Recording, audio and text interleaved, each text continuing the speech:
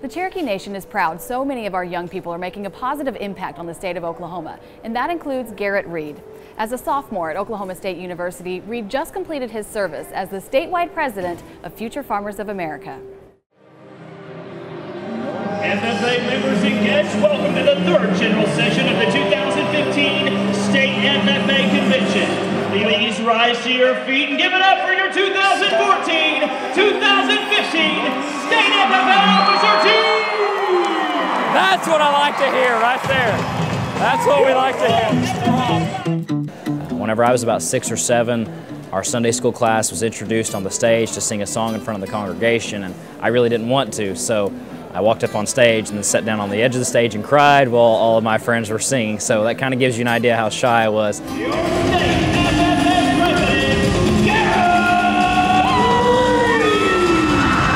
My name is Garrett Reed, and I am currently serving as the state president of the Oklahoma FFA Association. I was actually a top 10 freshman at Oklahoma State this past year.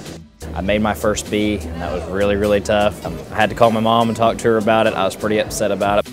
Now I'm actually a sophomore, though, at Oklahoma State. I'm from Locust Grove, Oklahoma. Grew up on a small farm. We've always had horses and mules, things like that. I've been around livestock and animals, since I was old enough to walk. I didn't start showing cattle until I was about 8 or 9 years old. A family friend, local dairy farmer, had a heifer that I ended up showing, and that's really what kind of got me hooked. I guess I had worked for it. It was something that I took a lot of pride in because this was mine. And that was kind of a neat feeling, almost like a little sense of freedom in a way. It just really instills in you that hard work ethic and a lot of drive and passion as well. Small town Oklahoma is great for me just because, like I said, you know everyone in the town and you really have a really strong support system. But I also have my tribal community as well, as far as the people that I know, some of the elders that I can go visit with for that advice, or if I'm having a bad day, I can go and talk with them and they can share past experiences with me. I was actually president of the Cherokee Nation Tribal Youth Council for a year, and that was a really neat opportunity to get to know a lot of the other Cherokee youth that were about the same age as I was.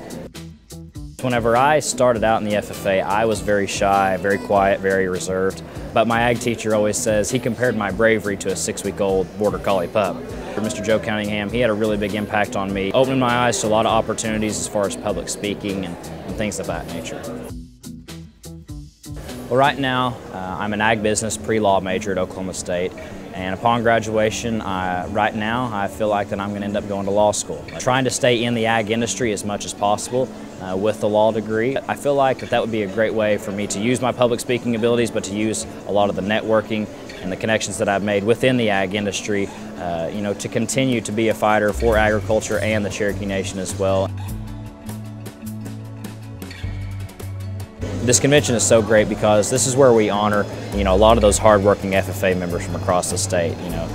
This is where they receive all of their awards. This is where they get the recognition for all the hard work that they put into their FFA career, and I think that's a really neat opportunity for them to be recognized on the big stage. Yeah, it's really cool. We've got all the lights and lasers and the music going everywhere. There's constantly something going on.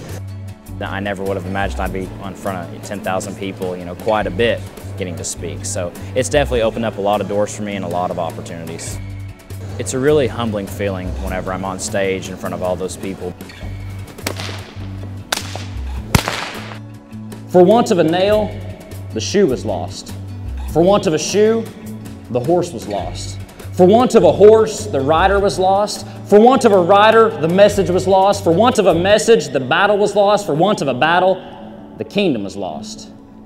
And the kingdom was lost, all for the want of one horseshoe nail. It really is humbling whenever you can see the impact that you can make on these members.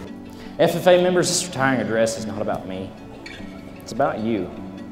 It's about all 27,000 of you. This organization would not be the same without each and every one of you. I wouldn't be the same without you. Thank you.